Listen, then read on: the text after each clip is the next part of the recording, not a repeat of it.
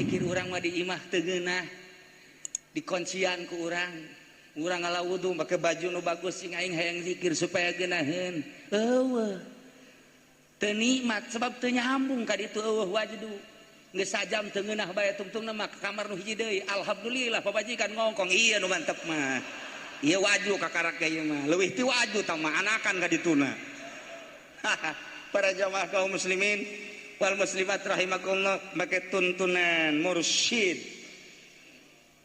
dibere cara cing la ilaha illallah narikna handapeun bujal urang mah handapeun bujal teh eta bae pan narik dua jari taekeun ka dieu buang ka dieu luhureun susu katuhu dua jari banting ka dieu handapeun susu kenca dua jari illallah gideugna aya maknaan napasna aya maknaan tah dengan tuntunan guru mafil khalqi bakal leungit geuningeunna ketika mata urang di perangan ceuli di perangan irung di perangan sungut di perangan dengan parabot alat zikir ka Gusti Allah nikmat mukalah pintu akhirat kakarak muka doang encan datang kadeuleu urang siap nolak karena dunia ya dunia tolak tuki tolakatan wahidatan wahai dunia ditolak wa aing siap tolak hiji cak dunia kok hiji tolakna besi aing ruju deui ka sia langkung tipayun urang sami-sami nyanggakeun puja sadareng puji ka Gusti Allah anu maha suci parantos masihan tina rupa-rupa nikmat ka urang sadayana terutama nikmat anu kacida pisan ageungna nyaeta nikmat iman sinareng Islam sholawat sinareng salam mugia dilimpahkeun ka junjunan alam Kangjeng Nabi urang Kangjeng Nabi Muhammad sallallahu alaihi wasallam katut ka para kaluargina oge ka para sahabat-sahabatna rauh para tabi'in atba tabi'in al mukarramun para alimil ulama para asatid para habaib bil khusus ka Habib anu ti luar negeri Habib Zain bin Yahya al Yamani nu ayeuna parantos aya di tengah-tengah urang insyaallah sakedap deui di belah kaler bakal muncul ka dieu ayeuna nuju istirahat oge Habib Abdurrahman Al-Hirid teka kantun Habib oomean kula Habib anu rupana teu siga manusia hadir di tengah-tengah urang mirip jin aparatur pemerintah wabil khusus ke kepala wilayah T2 Kabupaten Tangerang Bupati anu anyar ialah Muhammad Zaki Iskandar masuk Bapak Kiai Haji Turmudi anu parantos istiqomah macakeun silsilah ditunjuk ku almarhum anu kukula harita dicarekan waktunya nandek mundur daripada mundur macam manakib maning eureun jadi depag mah jurusan neraka manakib mah jurusan akhirat nu jelas mah sing hade kemudian para qori nu alhamdulillahirabbil alamin tadi kurang parantos dikupingkeun salah sahijina anu kusim kuring dimulyakeun seluruh panitia anu sakieu luar biasana sebulan penataan dalam rangka haul Tuan Syekh begitu antusias anuku simkuring dimulyakeun kalayan inayah ti Gusti Allah Subhanahu wa taala alhamdulillah anu biasa orang hadir setiap minggu di majelis ta'lim tapi dina minggu ieu berubah wajah. Urang pindah tempat di masjid anu setengah anggeus. Alhamdulillahirabbil alamin. Perlu diketahui saketik bahwa masjid ieu dibangun selama 8 ke 9 tahun. Alhamdulillahirabbil alamin, eueuh dana ti pamarentah sebab sieun besi teu ditarima. Lain teu rek mere sebab mungkin dibere disoekeun ku kula. Atau pake meuli Innova. Nu mentak Bupati Zaki tentrem di dieu tiis yakin ieu masjid atuh pasti sebab teu nyumbang pan. Maksudna lain teu endeg ngan ulah. Ulah nu mentak di bejaan lain di masjid ieu bae, di masjid mana bae ulah. Supaya zikirna mantep. Lamun katempelan duit pamarentah tunduh zikir. Ieu mah bupati urang buringas kadeleuna. Nyaho manggih jahe nyaho naon.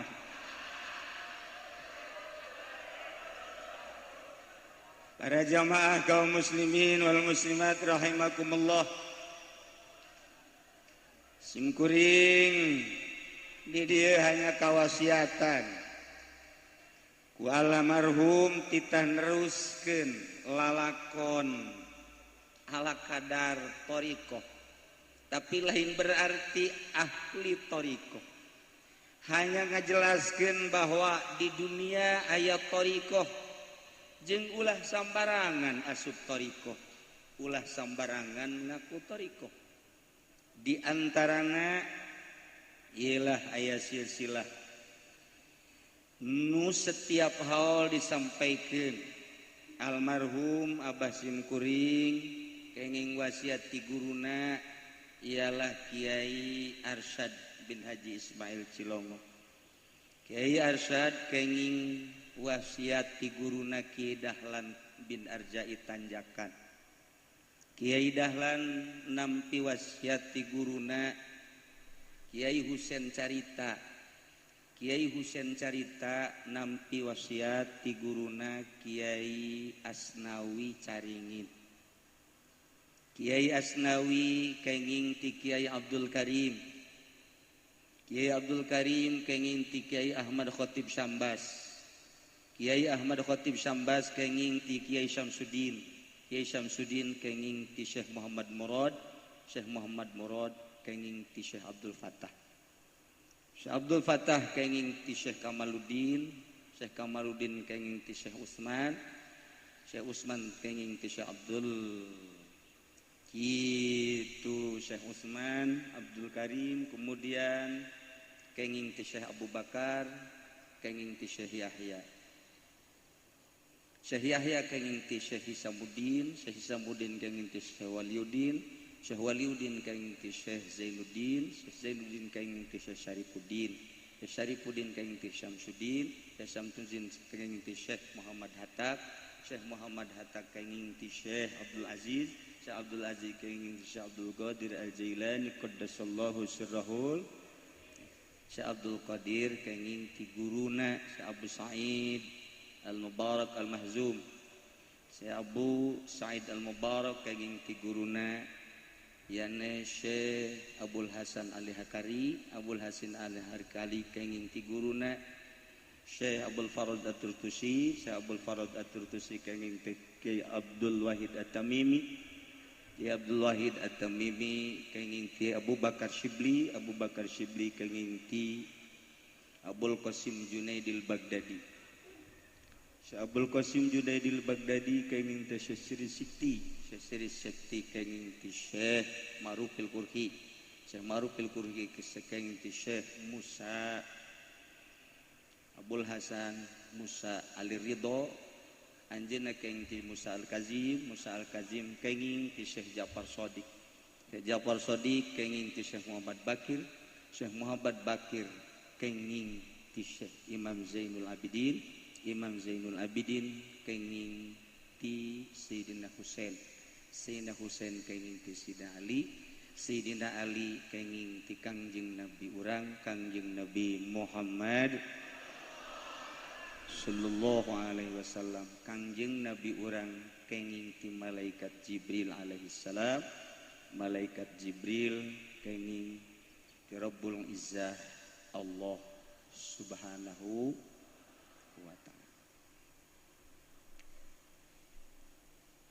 Selamat datang.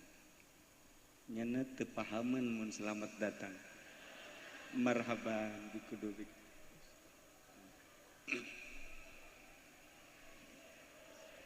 Para jamaah kaum muslimin wal muslimat rahimakumullah. Ternyata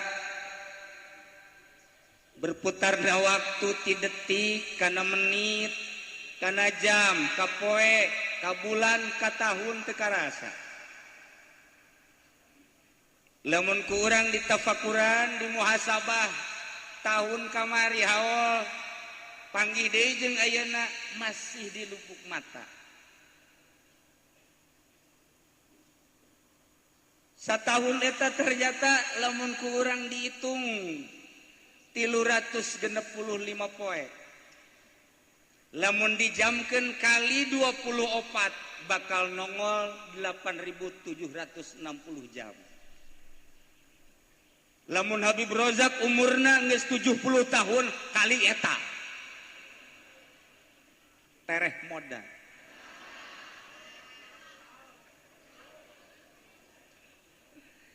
Lamun kurang ditafakuran umur eta sebagai modal.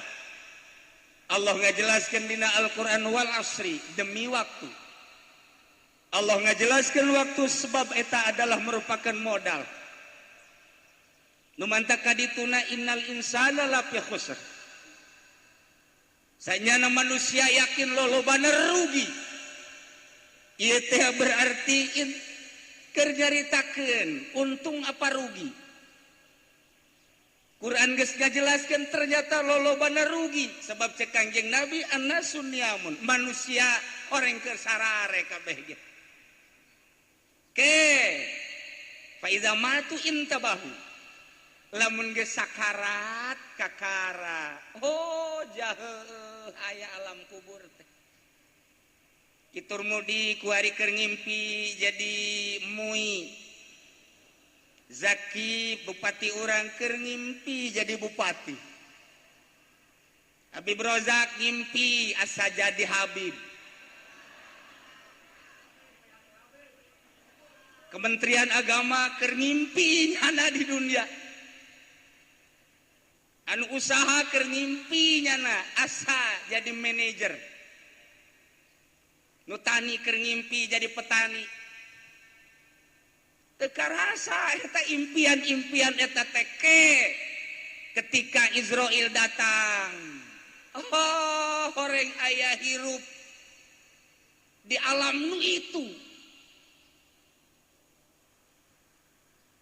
Alam anu tatadina urang baheula di alam alastu. Ketika Allah nyarita ka roh, wahai arwah alastu birabbikum. Qalu bala. Lain tah maneh teh ngadenge wahai arwah kaula teh ieu pangeran anjeun. Bala cek arwah sumuh. Roh teh murni suci. Cek Gusti Allah maneh bakal diturunkeun ngan aya wadah awak jasad. Di jero awak bakal dibere nafsu. Kade maneh teh cek Gusti Allah geus percaya bahwa pangeran teh kaula diasupkeun hiji-hiji ka jasad masing-masing bari diberean nafsu. Cek Gusti Allah, lamun maneh balik ka alam nu itu bersih deui tanpa terkontaminasi ku nafsu bakal disadiakeun sorga. Tapi lamun maneh kababawa ku nafsu, kajaring ku nafsu, kabelit ku nafsu bakal disadiakeun teu pira jahanam. Lumayan. Mangga cek arwah teh abdi badai nurut ka Gusti badar rapih we abdi mah mangga diturunkeun plek roh ka ibu atut atasan pazaki ngolembar roh diasupkeun ka wawan teu kuat teu roh diasupkeun ka Habib Rozak kawin malulu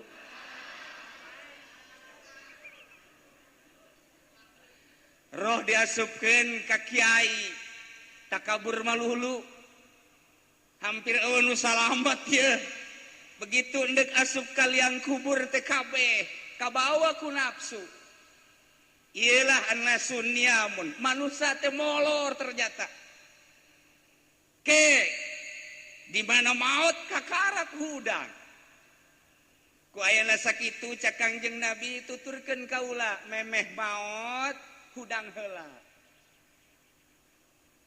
mata kaula mah bisa perem tapi hate kaula mah henteu qalbuhu lam yanam wal ainu qad naisa mata mah perem tapi hate mah bentak urang mah mata bentak hate molor. Itulah para jamaah kaum muslimin wal muslimat rahimakumullah. Nah iyalah urang dina poe ieu mieling kana hiji waliullah anu geus dijelaskeun ku Kangjeng Nabi urang waktu Kangjeng Nabi di Aras rek naik solodor aya hiji roh kapayunan Kangjeng kemudian sampean Kangjeng teh ditaekeun kana pundakna cek Kangjeng Nabi mana anta saha anjeun cek tuan Syekh kaula teh cucu tuan saha ngaran Abdul Qadir ditinja ku Kangjeng Nabi plek Kangjeng Nabi naik cek Kangjeng Nabi qadami hadhihi ala raqabatika wa qadamaka ala raqabati kulli wa waliyin wa waliyatin lillah dampal suku kaula aya di luhureun pundak anjeun wahai Abdul Qadir cucu kaula dampal suku anjeun aya di seluruh pundak seluruh wali iyalah nu diangkat jadi kutubul aulia Tuan Syekh Abdul Qadir Al Jailan mirip jeung Kangjeng Nabi salah sahiji kamiripanana lamun Kangjeng Nabi teu pernah kaantelan ku laleur unggal kitab urang teangan dina kitab supi nu mana bae hanya hiji nu akur jeung Kangjeng Nabi dina pada laleur teu daekeun ngeuntepan lam yahtalim qattu tahamut lakon abada wa matasa aba aslan fi mada zamani min hudawabu falam tahrabu ma waqa'at zubabatun abada fi jismihil hasan teu daekeun laleur ka Kangjeng Nabi mah ka Habib Rozak mah beuh pohara incu tinggal incu digembrong terus kitu kene ka Tuan Syekh teu daekeun laleur teh nu mantak muridna naros ya Syekhi aya naon kok aneh Tuan mah teu pernah bae kaentepan ku laleur aya naon cek Tuan Syekh Abdul Qadir hiji-hijina manusia insu Kangjeng Nabi ngan kaula hungkul anu laleur teu wanieun ka kaula nah justru dipertanyakeun kunaon Tuan sebab laleur mah gambaran hiji sosok binatang anu aya di manusia kalakuanana panggoreng-gorengna jeung pangbiadab-biadabna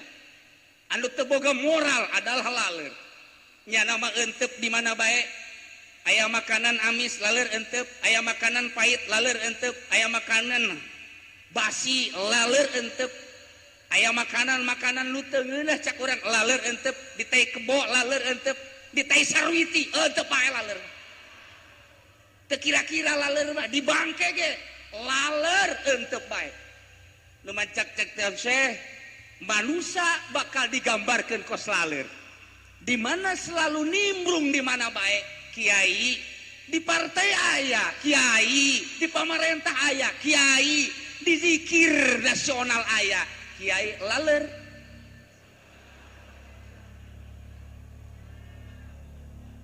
Hese neangan kiai nu lain laler kuari.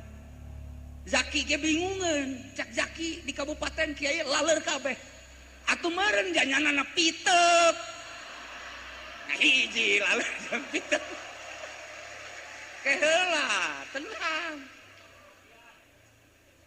Ieu lain cak kula cak tuan seh mun marah ka kula marahan sia tuan seh. Aing nerjamahkeun bahasa tuan seh. Di akhir zaman tahun 2014 kiai bakal jadi laler kabeh.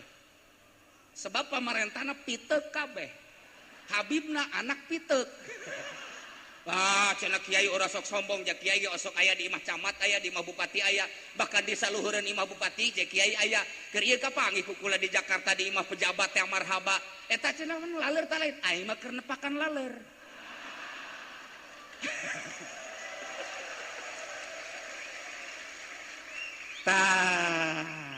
Kade bahasa Tuhan Syekh anu luar biasa indah didengekeun anak nikmat karasana nyelesap ka jero hate jang tobat mah ku baha Gusti Allah ya karim hiji-hijina bahasa Tuhan Syekh mah pohara jasa nu mantap Tuhan Syekh teh ngahudangkeun urang supaya urang teh ulah hees bae abeh urang hirup kuari teh hudang katempo geura alam kubur katempo alam akhirat dek di bana bae urang hirup jadi kiai sing jadi kiai nu nempo alam akhirat jadi ustad sing jadi ustad nu nempo ke alam akhirat jadi pejabat sing jadi pejabat nu nempo ke alam akhirat jadi pedagang sing jadi pedagang nu nempo ke alam akhirat jadi petani sing nempo ke alam nu itu jadi karyawan kitu keneh lamun geus kos kitu senangeun Kangjeng Nabi urang Indonesia moal kadenge anu korupsi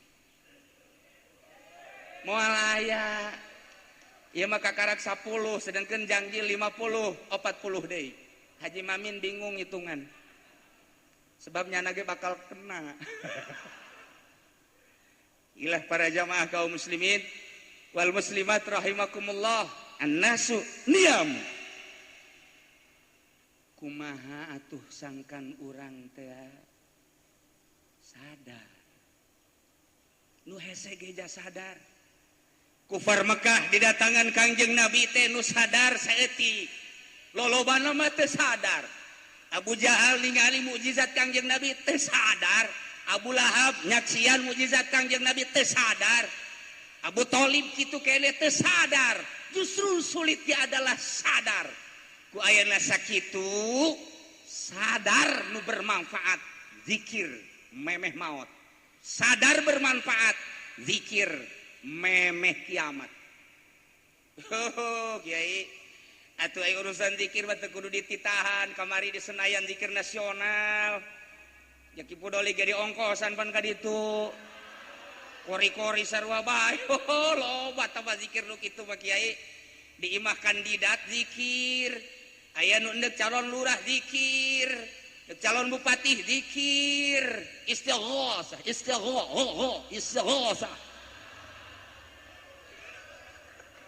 zikir tapi kumaha ieu zikir nu mantak cek Imam Ghazali la ilaha illallah kalimatut tauhid wa tauhid huwa jauharun nafisun la ilaha illallah kalimat tauhid tauhid adalah mutiara anu indah nu mahal hargana nu teu setiap manusia boga walahu kasrani ngabogaan dua cangkang cangkang kahiji cangkang kadua kakarak datang ke lubna ialah Kangjeng Nabi mere gambaran zikir diteruskan ku Sidina Ali melalui Sidina Abu Bakar Siddiq karamallah radhiyallahu anhu terus di Sidina Abu Bakar melalui jalurna masing-masing Sidina Hudzaifah jalur masing-masing Sidina Ali jalur masing-masing di dunia kaitung torikoh teh di Indonesia NU geus ngitung torikoh teh aya sekian hanya tetap hiji torikoh anu luar biasa di dunia Qadiriyah wan Naqsyabandiyah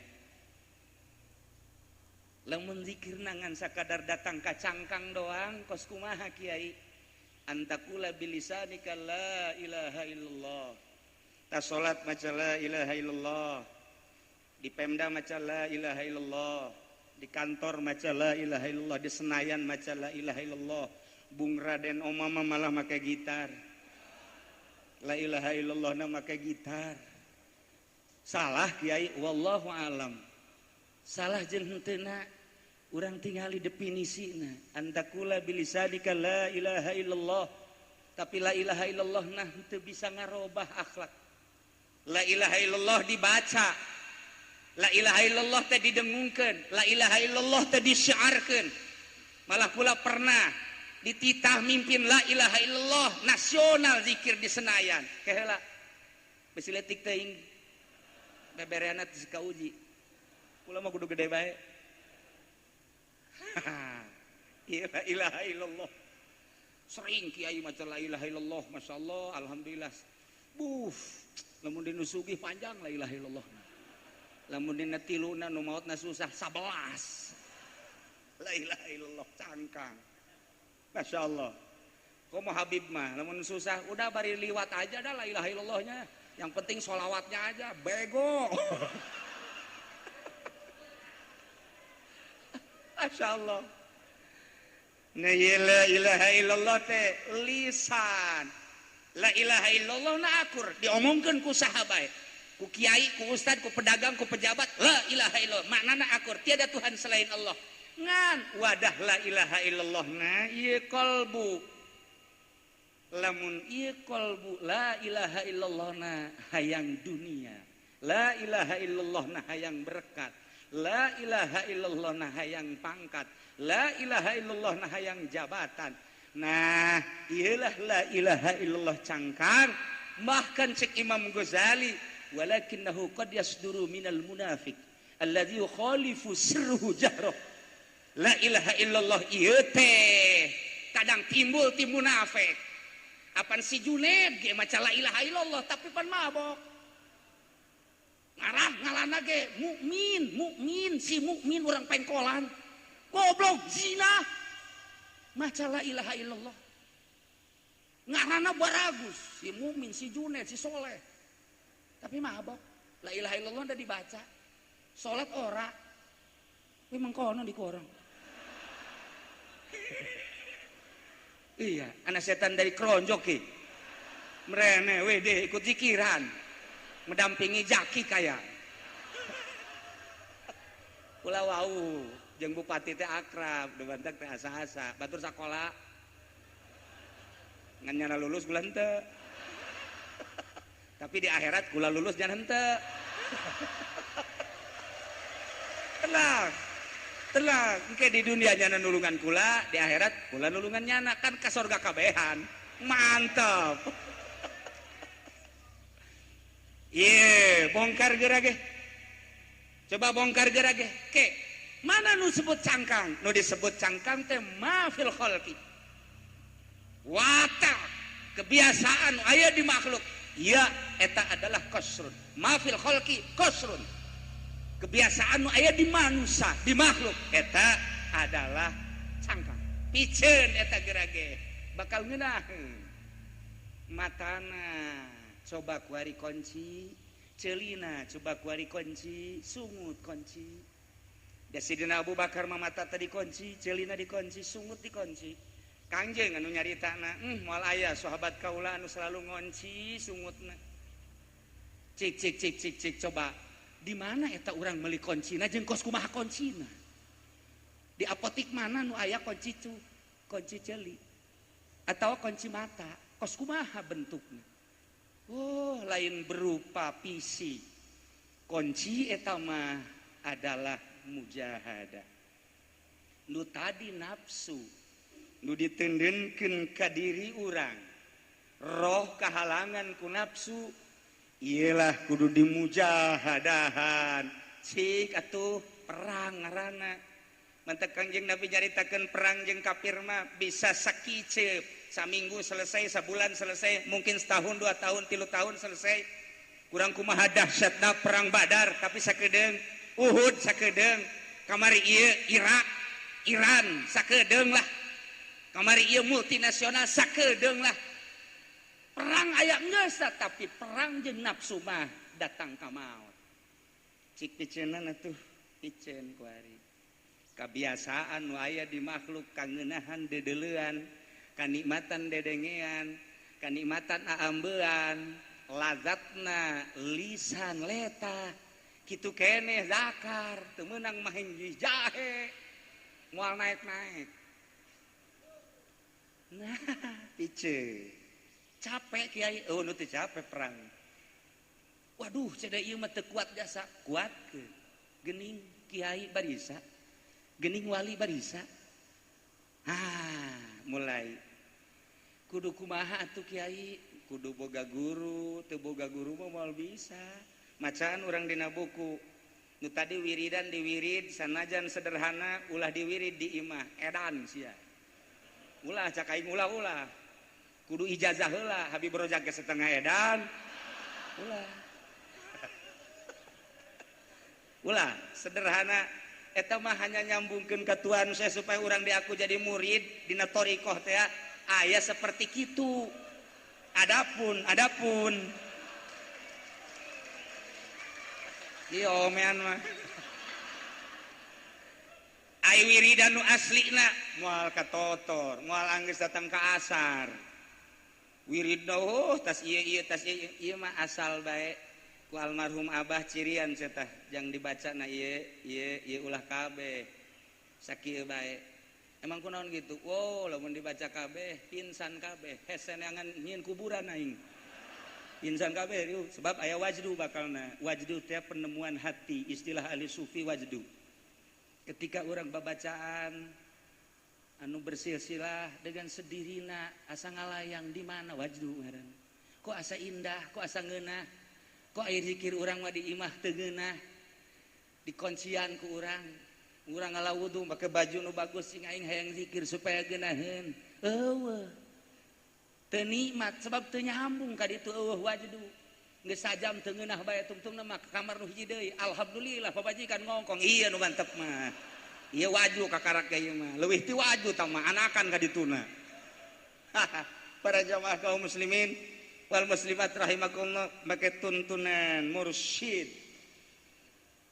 dibere cara cing la ilaha illallah narikna handapeun bujal urang mah handapeun bujal teh eta bae pan tarik dua jari taekeun ka dieu buang ka dieu luhureun susu katuhu dua jari banting ka dieu handapeun susu kenca dua jari illallah gideugna aya maknaan napasna aya makna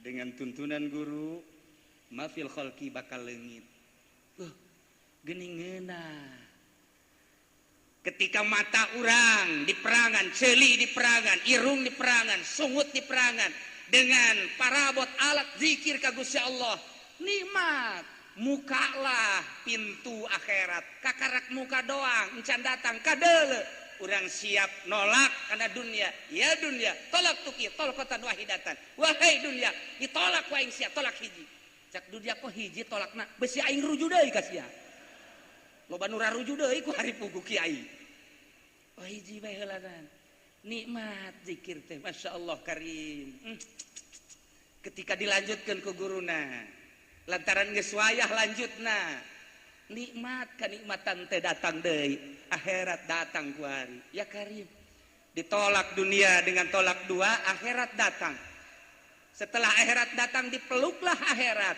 tolak tilu ku aing sia cara Sidina Ali ya dunia tolak tuki salasan lantaran geus pelukan jeung akhirat ketika akhirat dipeluk Allah cahayana bersinar ke jero hati nurul haq nurul ilah nur ilahi cek orang-orang akhirat mah dadomelan Gusti Allah akhirat suwe ku aing dicabut endek ditolak ku aing si akhirat teu hayang aing ka si akhirat endek ka mana atuh cak akhirat kanu nyieun sia aing mah kos kitulah zikir teh nu mantap kudu aya nu nungtun antak baheula di urang terkenal aya Buyut Mansur mursyid aya dua manusia nu datang ka Buyut Mansur. Assalamualaikum. Waalaikumsalam. Aya naon? Kula hayang ijazah zikir. Ijazah zikir. Ayo kade. Masantren teu baheula, masantren teu naon. Ieu masantren. Duaan kabeh masantren. Oh masalah. Iya aya deui nu datang, sia masantren teu? Henteu. Ulah sia mah ka ditu. Teu masantren teu meunang cek Buyut Mansur. Nu masantren. Saurang-saurang asup ka kamar. Kita wajuhan kebenaran naik datang ka wiridna Allah Allah Allah. Geus datang ka zikir hifzun nafsi. Urang macan pernah ngitungan napas urang. 1 jam napas urang 1008. Lamun 24 per hari kali 1008 sabaraha? Cepet atuh sia, jamaah HP pan sia mah. Hararese jasa. HP na pada tipe bogohan melulu. Beb, cepet beb. Berapa tuh jumlahnya? Lamun satahun napas sabaraha. Geus pernah diperhitungkan lobaan dipakai zikir apa lobaan dipakai kana dunia? Encan pernah urang. Niamun. Saurang diurukan ku Buyut Mansur. Allah. Allah. Kajrahu keluar Allah. Saurang deui maneh mah zikirna naik ulah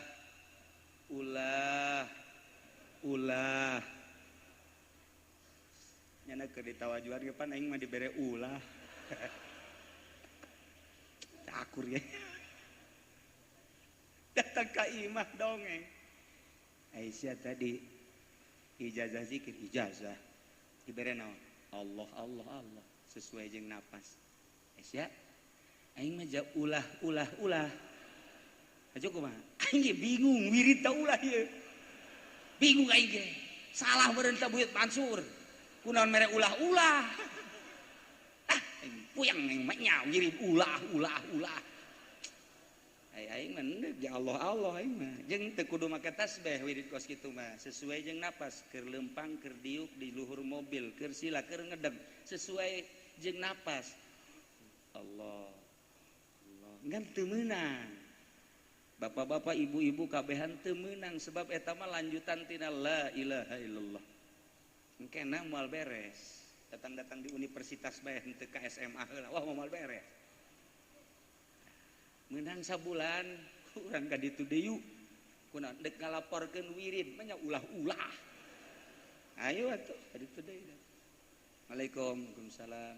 Oh sia cek Buyut Mansur mohon. Abdi endek ijazah wirid teh. Oh ayo tadi masuk ka kamar. Sia mah naiknya Allah.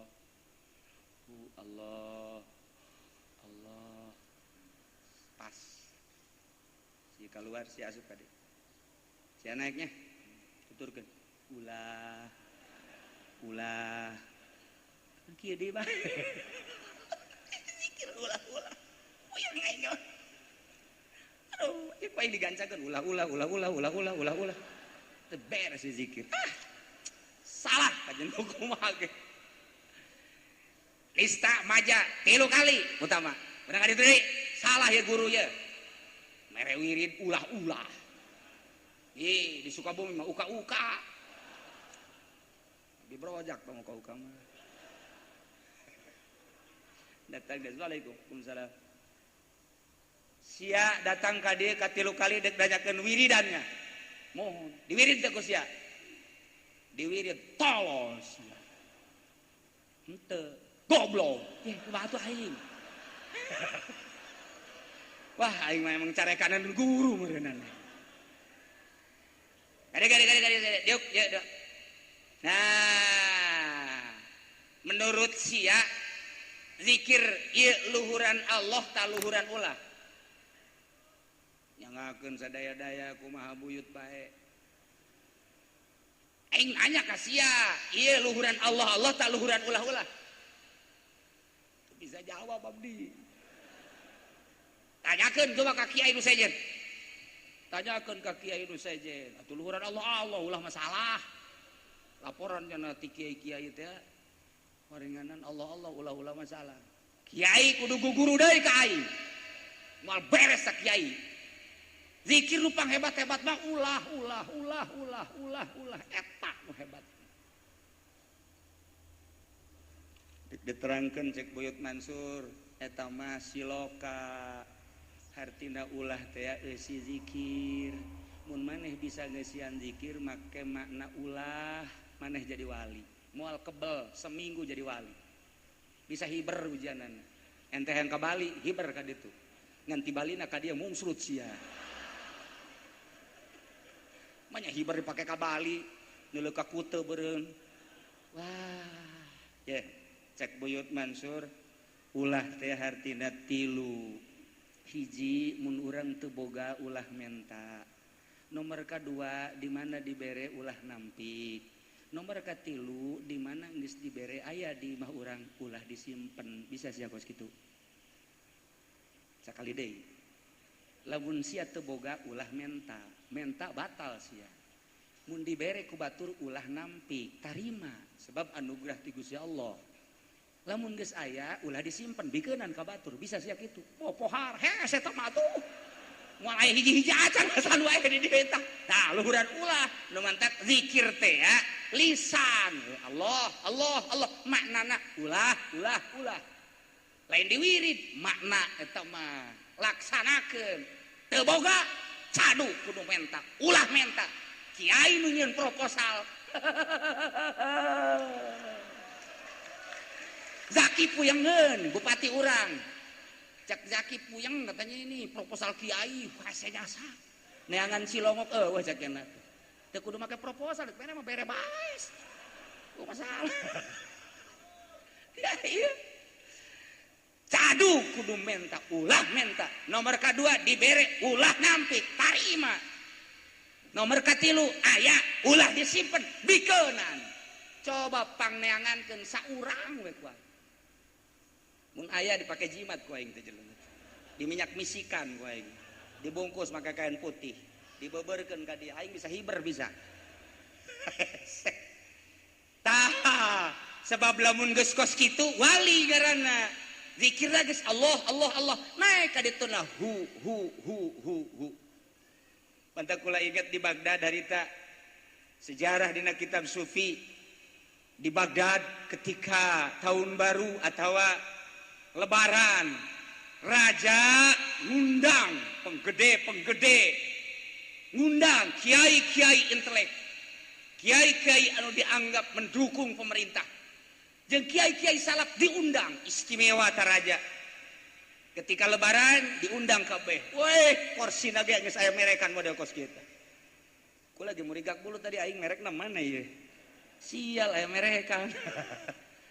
Aya kabeh, us raja mun kuari mah meureun presiden, menteri-menteri, kemudian gubernur di naon gitu MPR, DPR pusat ya, di bawahna bupati-bupati araya kabeh. Camat doang eueuh. Eueuh camat mah handap teh mah. Kabeh aya. Kiai ge sarua bangsa kiai-kiai intelek modern termasuk kiai salaf. Wah, disuguhan ku raja luar biasa. Aya hiji kiai make samping Rudin. Make baju Rudin. Kaos popehna beureum. Tuh, bawa anjing hidung datang kadinya anjing teh disimpen di kursi ainyana diuk di handap anjing di kursi kabeh neulekeun isi kiai bego-bego teuing kok jadi kiai atuh kunaon diondang ieu ku raja wah rusak pemandangan situasi jeung kondisi kabur cek wah teu beres. Begitu cak Tuan Raja, jamuan-jamuan yang telah disediakan dipersilahkan untuk dicicipi. Wabeh nginum roti di dahar. Kiai eta mah teu ngadahar rotina jeung inuman dibikeun ka anjing. Kabeh bingung. Haju anjingna sasada. Pok. Teu beres. Kabeh silih kiceupan. Punggawa kabeh silih kiceupan ku ari mah menteri. Kulantaran geus teu kuat menteri dalam negeri ngegerokeun MPR kade amankeun eta amankeun dikeluarkan atau anjingnya keluarkan atau kumaha atau ulah sasada anjing. Akhirnya pidato ketua MPR, saudara-saudara sekalian, di tengah-tengah haflah kita ada pemandangan yang kurang sedap. Salah satunya ialah oleh bapak-bapak dan para kiai telah terlihat seorang kiai bawa anjing hitam. Ini merupakan penghinaan terhadap negara, terhadap raja. Bagaimana kira-kira persetujuannya? Apakah harus dibiarkan atau ini harus diusir? Setuju kabeh pemerintah mah usir. Kiai ge nu moderna usir tama kos kitu. Salap ge bangsa sasalapan mah usir. Ngaleh hiji kiai. Ulah diusir. Ieu kiai halaj ngaran. Anjing kadeleuna ku mata urang anjing. Padahal ieu lain anjing. Ieu kiai geus bisa ngaluarkeun nafsuna. Nafsu kiai halaj ieu dibentukeun anjing hideung.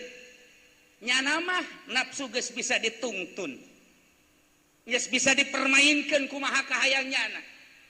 Bila perlu nafsu ditendang. Kadang-kadang dituntun. Nyana geus henteu dituduh-tuduh. Henteu dikuasai ku nafsu, malah nafsuna anu diseret ku nyana, nafsuna anu ditalian ku nyana, nafsuna kadang-kadang kumanehanana diome. Ialah seorang kiai anu istimewa. Bapak-bapak mah raja, menteri, henteu pernah ngaluarkeun nafsuna, bahkan di jero dada basi kene aya sabaraha anjing kene. Di jero bupati, di jero gubernur, di jero menteri, aya sabaraha puluh anjing hideung. Hah? Di jero kiai aya sabaraha kene anjing hideungan.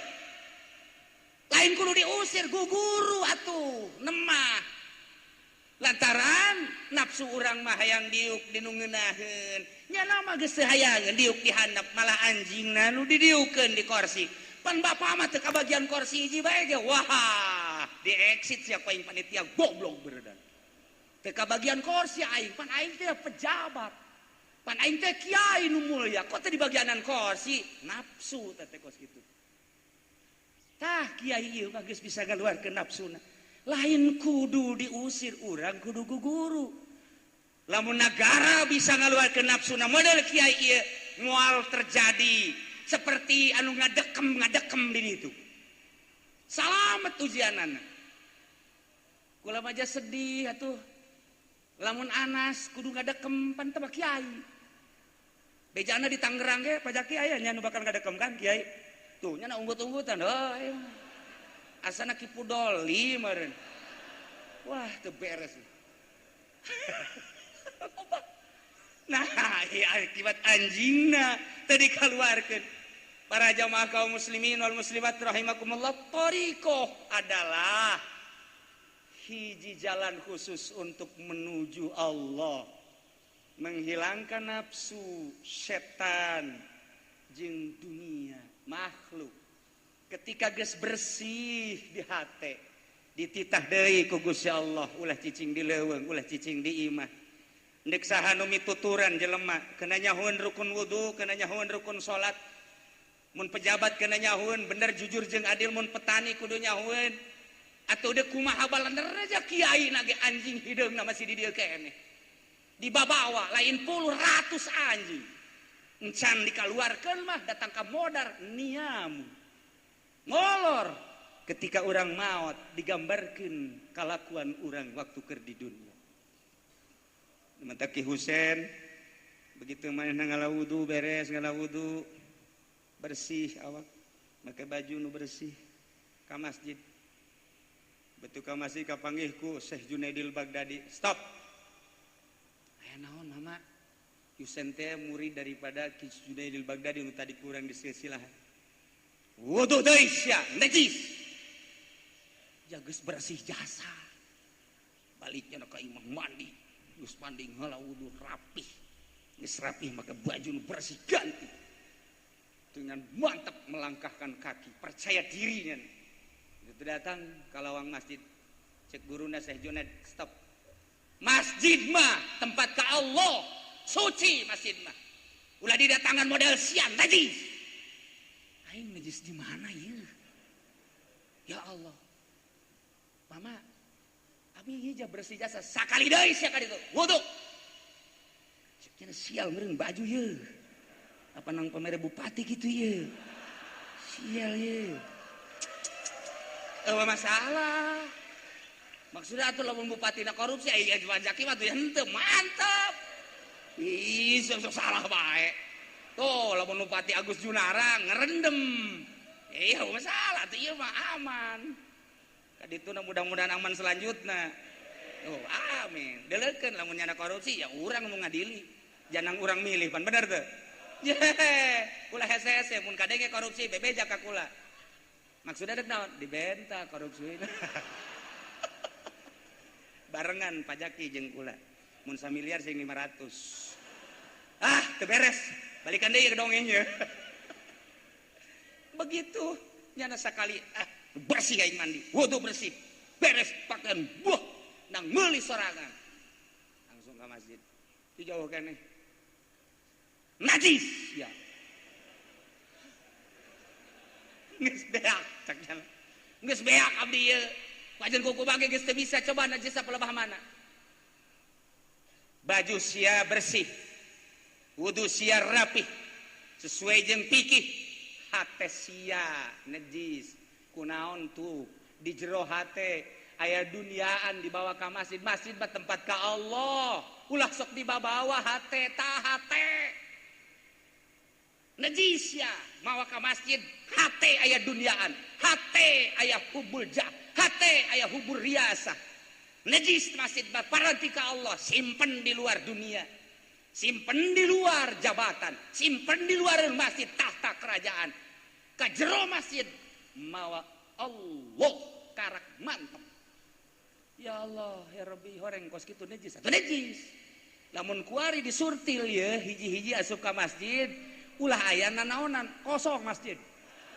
Kosong panitiaan acan. Paling ge Habib Rojak datang ka dinya ngejengker jana. Ya Karim, urang nyaritakeun urang laler, nyaritakeun anjing, 1 juta anjing aya di awak urang. Cerita najis awak urang pinuh ku najis, masih kena loba keneh cerita-cerita supi. Komo Tuan Syekh Abdul Qadir memanakibna geus luar biasa. Kakarak cerita tadi bae ge urang ti buyut bangsur, Masya Allah luar biasa. Urang teh boga jimat ngamanta kukula harita Patriana rada didukung, kamari ieu WH rada didukung supaya jadi gubernur. Hiji kula mah hayang ngaberesan eta doang tang makam. Nu sajen-sajen mah sabodo lah teh mah. Makam doang abe urang zarah ka ditu kapanggih. Jeung sajeng nang ngabangun makam. Babari pan ieu zarah urang teu puguh. Situs anu luar biasa. Nanti doakan Pak Zaki supaya jadi gubernur, benar. Supaya bisa ngabangun Banten, benar. Memeh Zaki atuh WH supaya jadi gubernur. Nah, lamun WH embungan atuh kula. Aduh, Masya Allah. Iya, zarah orang tuh nyaman. Teu nyaman kapanggih jeung urang Banten teh sieun urang. Wah, ieu jawara teh lain. Ya Haji Kasan geus paeh. Tapi ieu potonganna akur ya. Itulah para jamaah kaum muslimin wal muslimat rahimakumullah. Kula mengisi tentang silsilah, kemudian ala kadar nyebit torikoh, ulah wani-wani besi aya nu ngembangkeun torikoh, mending tanya heula. Lantaran kadituna bakal cilaka. Kakara kupasan nomor kahiji kosru, kadua katilu, kakarak datang ke lub encan diparut.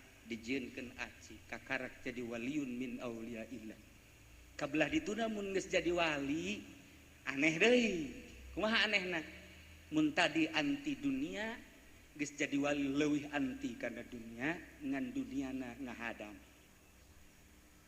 Antek wali mah model. Mun baju pang bagusna. Mun mobil pang bagusna. Naik Lexus terus wali. Aduh. Baby bimbang geus kletik. Mun aya nu leuwih luhur ti Lexus mah misalna Rolls Royce. Ngan aing dihijikeun jeung Wawan meureun.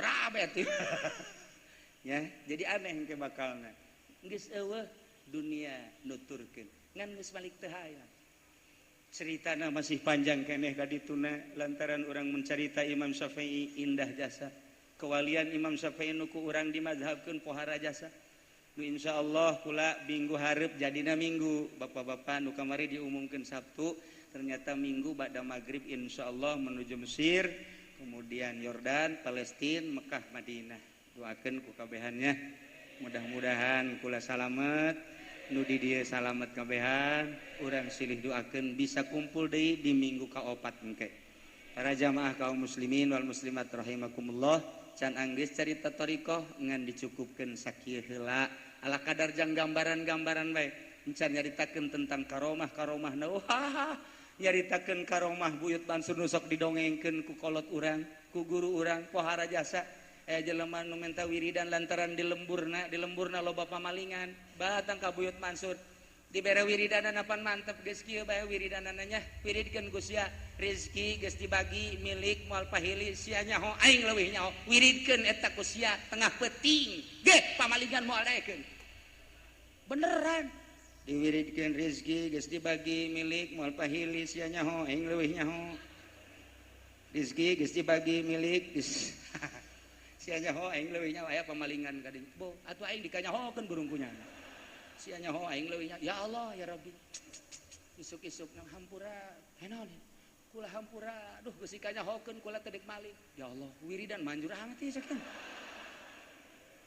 coba minta ke Habib Rozak lain kos kitu punya nama ya goniu ya goniu ya goniu ya goniu nya nama serius minta wiridan barinya teh sugi-sugi ya goniu ya goniu tapi buyut Mansur mah mere wiridan teh pohara jasa tah masuk inget ka di itu teh anu sok kurang di jarahan teh di mana di Madura sakara Ki Khalil Bangkalan muridna teh muridna ye rakyat melak bonteng asal deuk diala geus kapiheulan ku pamalingan asal isuk deuk diala geus kapiheulan ku pamalingan aduh sajeuna aing nu melak batur nu ngasaan kadanan ngajual atuh ngasaan sajeuna aing bebeja we ka guru aing Ki Khalilna keur magahan santri pas jurumiyah keur magahan jurumiyah pas datang waalaikumsalam bari ceuri naon kula melak bonteng ajo bonteng dari piheulaan ku pamalingan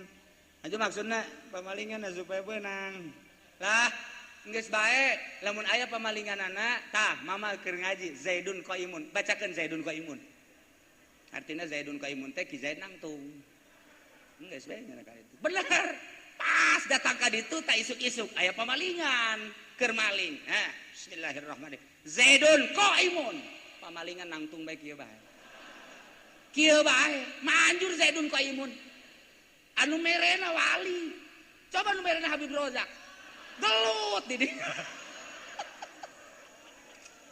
wali manjur wali mah teh kudu hese jeung wali mah masyaallah sapoe sapeting nangtung bae bebeja deui nya ka mama ulah nangtung bae sedangkeun pamalinganna atuh tatangga kula tah mah supaya cager deui cager deui neruskeun nu kamari Zaidun Roja'a Ki Zaid balik hartina bacakeun ka ditu ge datang ka ditu Zaidun Roja'a bang alhamdulillah sakiana aing kunaon ku sia atuh disirep nangtung bae wiridan naon eta asal pamalingan Zaidun Qaimun supaya nangtung bae coba ku aing deuk disiap deuk dicoba bener di kebon nu sejen aya nu maling Zaidun Qaimun terus bae maling sial teu manjur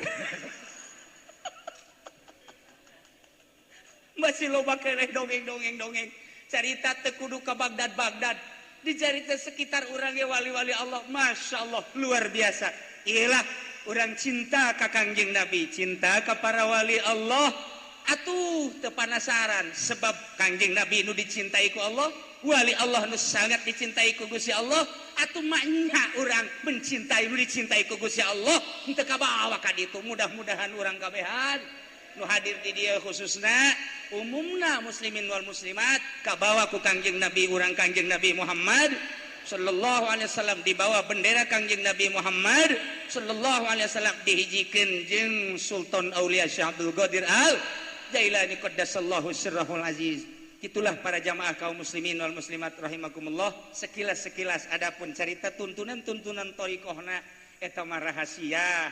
Engke bae saha nu hayang silahkan datang ka kula atawa ka Habib Rozak. Silahkan kamu datang, di mana geus gede hutang datang. Frustasi ngaranna teh mah. Kula neuk norekat bae, emang kunaon kitu lah geus teu hayang usaha cekeun. Emang kunaon? Hutang sabelit hulu. Sia mah lain neuk norekat frustasi mah. Itulah para jamaahnya hapunten tina sabudaya kalepatan sareng kakiranganana.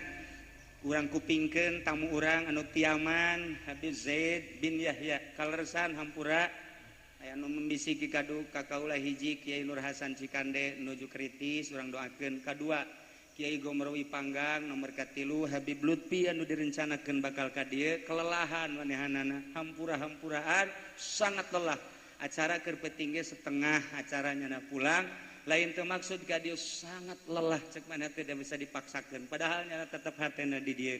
Urang doakeun mudah-mudahan diberi kekuatan ku Gusti Allah Subhanahu wa taala jeung urang ge sarua mudah-mudahan diberi kekuatan ku Gusti Allah sehingga urang dihijikeun jeung para ulama, para habaib jeung para zuriat-zuriat Kangjeng Nabi, para aulia Allah di bawah bendera Kangjeng Nabi urang Kangjeng Nabi Muhammad sallallahu alaihi wasallam. Sakitu bae pihatur disimkuring ngapunten tina samudaya kalepatan sareng